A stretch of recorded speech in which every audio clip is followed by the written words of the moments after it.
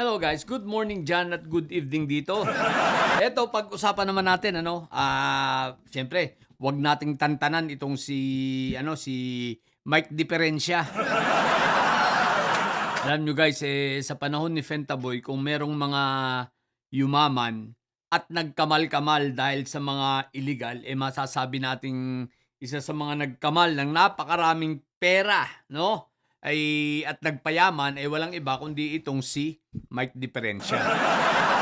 So, 'di ba? Aside from napakaraming yumaman sa panahon ni Fentaboy, sa flood control na lang, 'di ba? Itong mga Diskaya, umamin naman sila na nagsimula silang kumamal ng mga limpak-limpak na salapi ay sa panahon ni Fentaboy. Katunayan, sinabi nga nila, 'di ba, 2016 at ang una nilang malaking transaksyon ay ang pakikipag-partner nila sa CLTG na ito'y walang iba kundi ang Christopher Lawrence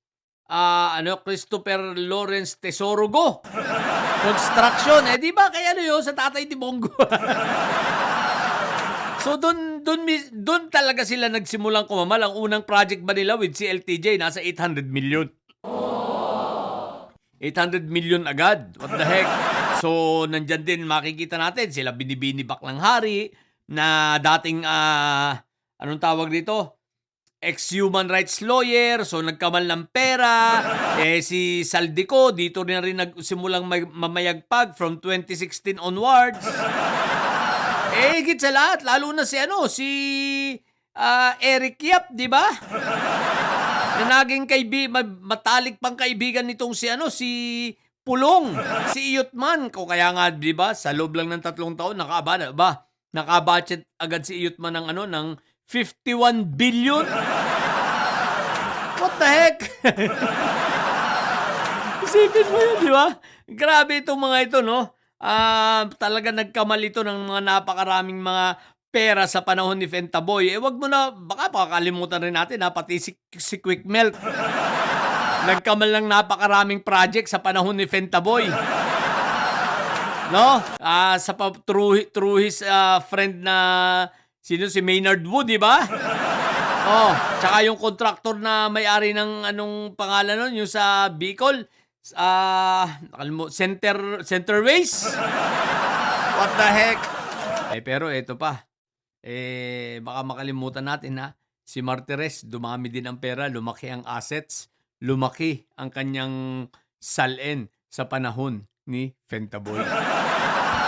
Siyempre, isipin mo, tahimik ang ombudsman sa panahon ni Fentaboy, di ba?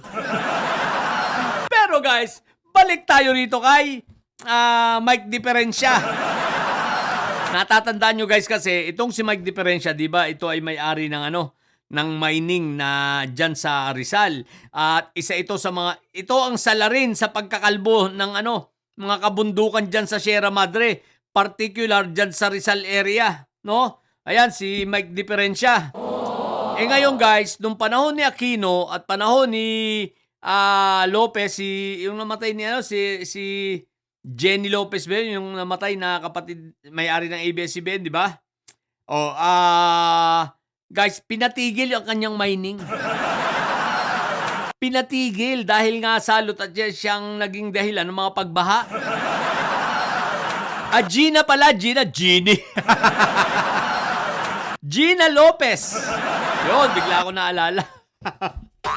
Ano ba yan? So si Gina Lopez pinatigil, isa sa mga pinatigil na mining, ang mining niyang si Mike Diferensya. Kaya nga galit na galit din kay Pinoy yan Galit din niya kay Gina Lopez. Kasi nga napatigil ang kanyang mining. Ngayon guys, pag upo nitong si Fentaboy, di ba ilang mga mining ang binigyan ulit ng permit nitong si Fentaboy para mag-operate.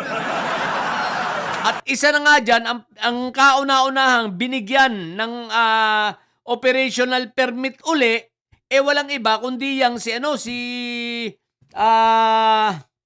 Mike Diferensya. At inutusan pa ni Fentaboy si Mato na wag mo nang pansinin niyang area ng Rizal, Pabayaan mo na yan, bahala na dyan si Mike Diferensya.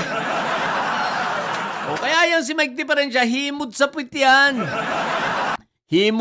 yan ni Fentaboy. Kahit anong iutos diyan, gagawin 'yan. Kaya kapal ng mukha niya, hinayupak niya. Kaya hindi na 'yan mananalo sa Quezon City.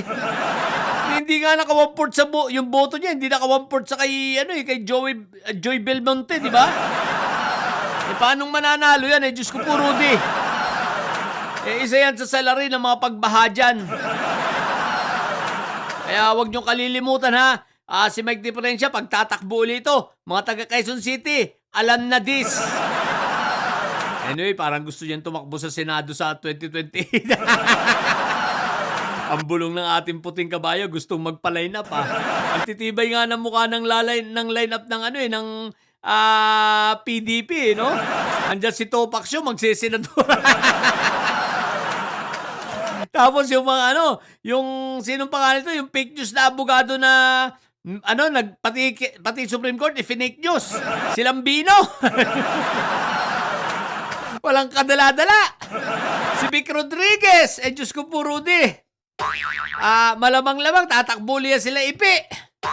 Si Jimmy Bundok. Siyempre, nadagdag pa si Mike Diferencia. Diyos ko po, Rudy. Wala na ba talagang iba? Malamang-lamang, umasa pa kayo baka mapapasama pa itong si anong pangalan Restitution ba yun? Tapos si Mata, si Dr. Mata. Ang sabi ng aking puting kabayo mga buang daw ang mga kandidato ng PDP. Siyempre, pero kahit na sabihin niya parang buong yung bait-baitan lang siya. Dahil mahirap na. Pero balik tayo dito kay Ngotby. Ito si Ngotby Mike Diferencia, ang daming kinita nito dahil hindi lamang ito kumita sa mga mining na yan, kundi paging sa mga pogo. Kumikita rin ito dahil marami itong illegal online gambling. Tsaka ng mga may online gambling din tong mga negosyo.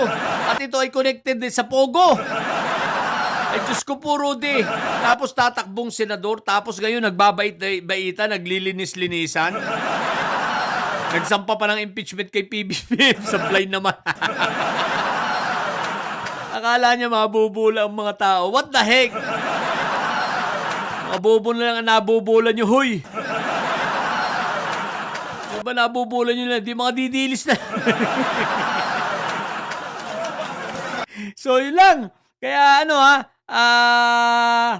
alam na this yung mga nagyamanan sa panahon ni Fentaboy isa yan, si Mike Diferencia. Marami talaga yung pinakinabang kay Fentaboy kaya himod ang puwit niyan. Okay? So, yun lang. Sa mga bobong didilis at may saya dyan ang tatay nyo ay karton. Ang tatay nyo ay boysel. Matili kayo mga bobo at may saya sapagkat ang may saya dahil laging high blood. Bye!